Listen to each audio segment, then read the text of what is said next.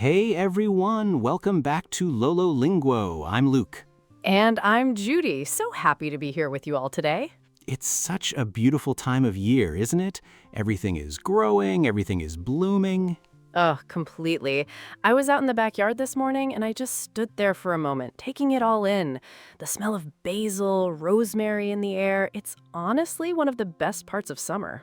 That is the dream. I don't have a backyard. I've got my little balcony garden, but honestly, every time I step outside in the morning and see what's happening out there, I feel the same way.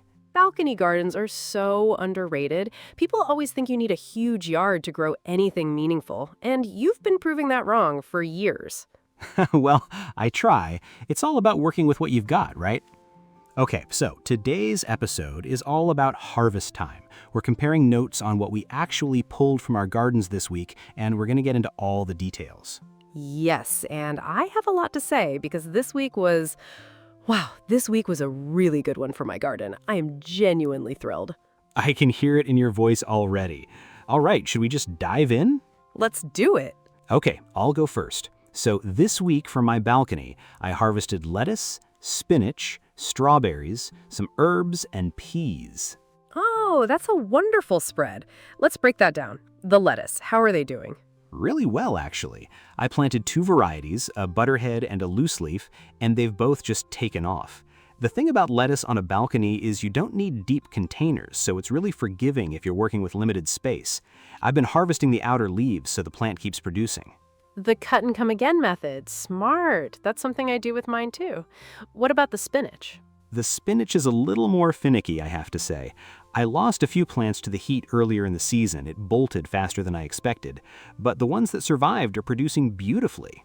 I love spinach because I can just grab a handful and throw it into basically anything. A salad, an omelet, pasta. Spinach is one of those things where fresh from the garden tastes completely different from what you get at the store. There's a sweetness to it when it's fresh. Completely. Okay, now the strawberries, these are my pride and joy. I've got two hanging planters on the balcony railing, and they are just dripping with strawberries right now. Oh, hanging strawberry planters. I love that. How do you manage the watering on those? They can dry out so quickly. Yeah, it's the trickiest part. In the summer heat, I'm watering every day, sometimes twice a day if it's a really hot day. I added a water-retaining gel to the soil mix this year, and it's made a noticeable difference. That's a great tip. I'm going to try that. And the herbs? I've got basil, parsley, chives, and mint. The mint is in its own container, obviously, because if you let mint loose, it will take over everything. Oh, the mint situation. Yes, you learned that lesson once and you never forget it. Never. The basil is doing incredible. I've been making fresh pesto every week. And finally, the peas. I'm growing snap peas along a little trellis I set up on the balcony wall. They're climbing beautifully, and I harvested a big handful this week. Snap peas are so satisfying to grow, aren't they? You just pop them right off the vine and eat them. That's exactly what I do. Half of them never even make it inside. I just eat them standing on the balcony. That is the gardener's tax. You pay in labor, you collect in snacks. Exactly right. Okay, Judy, your turn. Tell me about the backyard. All right, so this week for my backyard garden, I harvested tomatoes, peas, rosemary, basil, strawberries, and squash. Oh, wow. That is a proper haul. Let's start with the tomatoes, because I know you've been watching those for weeks. I have been watching them so closely. I planted 4 different varieties this year: a cherry tomato, a beefsteak, a Roma, and this beautiful heirloom called Brandywine. And this week, they all started coming in at once. That's the best and worst thing, right? They all ripen at the same time, and suddenly you have more tomatoes than you know what to do with. Exactly. I was giving bags of them to my neighbors. But honestly, what a great problem to have. The Brandywines are extraordinary. This deep, complex flavor that I cannot get enough of. I just sliced them with a little sea salt and olive oil, and that was my lunch for 2 days running. That sounds absolutely perfect. Simple is best when the produce is that good. Totally. Now, the peas. I also have snap peas, and we can compare notes here. Mine are growing along the fence at the back of the garden. They've been phenomenal. I think the fence gives them really stable support, and they just went wild this season. Do you think the ground planting makes a difference versus container growing? I think it does, honestly. The roots can go deeper and the plants seem more robust. Although yours sound like they're doing great too, so maybe it's more about the care than the location. That's kind of you to say. What about the herbs? You mentioned rosemary and basil. Yes, my rosemary bush, and at this point it is a bush, not just a plant, is absolutely thriving. I harvested a big bundle of it this week and dried half of it. Rosemary is one of those herbs that I use constantly. It goes with chicken, with roasted vegetables, with bread. And it smells incredible. Walking past a rosemary plant is one of life's small pleasures. It really is. The basil is also going strong. I use it fresh mostly, in caprese and pasta and sauces. I've been harvesting the tops regularly to keep it from flowering, which keeps the leaves coming. Good trick. Pinching the flower buds keeps the flavor in the leaves, too. Exactly. And then the strawberries. I have a dedicated strawberry bed, and they have been absolutely producing like crazy this year. I think the combination of good compost and a lot of sun has really paid off. You know, one thing I envy about having a proper garden bed is the ability to really amend your soil. In containers, you can only do so much. That's true. I spent a lot of time on the soil this spring, and I really think it shows. Okay, and then finally, the squash. Yes, tell me about the squash. I've always been a little intimidated by squash. Okay, so squash is one of those vegetables that sounds fancy, but is actually incredibly easy to grow if you give it space, which I have, thankfully. I planted a courgette and a yellow summer squash, and when I say they produce abundantly, I mean abundantly. Haha, the notorious squash surplus. My colleagues at work now see me coming with a tote bag, and they know. They know what's inside. Nobody can say no, though, because they're delicious. Grilled with a little olive oil and garlic, roasted with Parmesan, stuffed with rice and herbs. Okay, now I'm hungry and I'm jealous. Maybe next season I need to try a compact squash variety for the balcony. There are actually some great bush varieties that are bred for container growing. You should definitely try it. You know, what I love about comparing harvests like this is how different our situations are. Balcony versus backyard, but there's so much overlap. We're both growing peas, both growing strawberries, both growing basil. And I think that says something, right?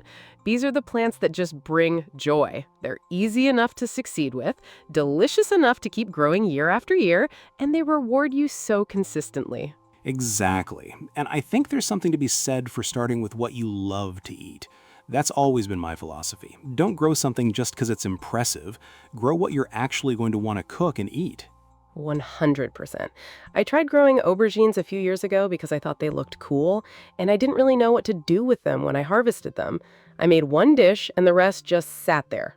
Ha! Classic mistake. We all make it. I did the same thing with kale. I planted a whole row of kale and then realized I don't actually eat that much kale. It's such a rite of passage, the over-ambitious kale phase. 100% of gardeners go through it. Okay, so what are you most looking forward to harvesting next? I have some butternut squash that are getting close. Those are the ones I'm really watching right now. And I planted some late-season beans that should come in about 3 weeks. What about you? I've got some autumn raspberries that are just starting to form, and I'm growing a chili plant this year for the first time. It's got a good number of chilies on it, and I cannot wait. Ooh, chilies. That's exciting. What variety? I went with a cayenne. It's supposed to be quite productive on a balcony, and I use dried chili in cooking all the time, so it just made sense. Perfect choice. I want to hear all about those in a future episode.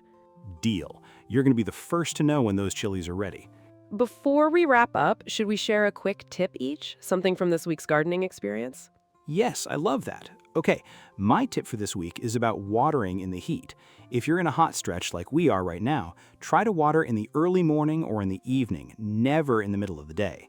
If you water when the sun is at its peak, the water evaporates before your plants can absorb it, and on really hot days, you can even get scorch marks on leaves.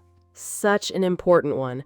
Early morning is my favorite because I get to be out in the garden while everything is quiet and cool and the light is beautiful. Exactly. It's also a lovely way to start the day. What's your tip? My tip is about feeding your plants. I've been using a diluted liquid seaweed feed every 2 weeks on all my fruiting plants, the tomatoes, the squash, the strawberries, and I really think it's made a difference this season. It's gentle, it's natural, and it gives them a little boost of trace minerals that they don't always get just from the soil. I've heard great things about seaweed feed. I think I need to start using it on my containers. Try it. I think you'll notice a difference quite quickly.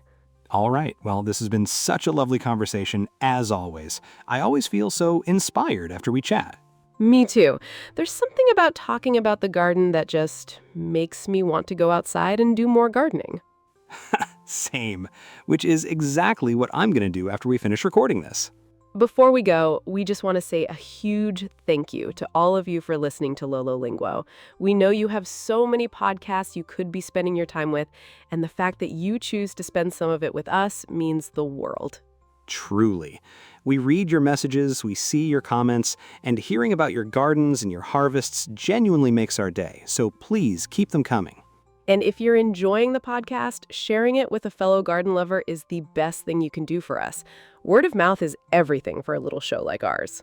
We'll be back next week with more garden chat, more harvests, and who knows, maybe a little cooking segment if things go according to plan. Ooh, exciting. I'll say no more. You'll have to tune in to find out. Until then, keep growing, keep harvesting, and take good care of yourselves and your plants. See you in the next episode. Bye for now. Bye, everyone.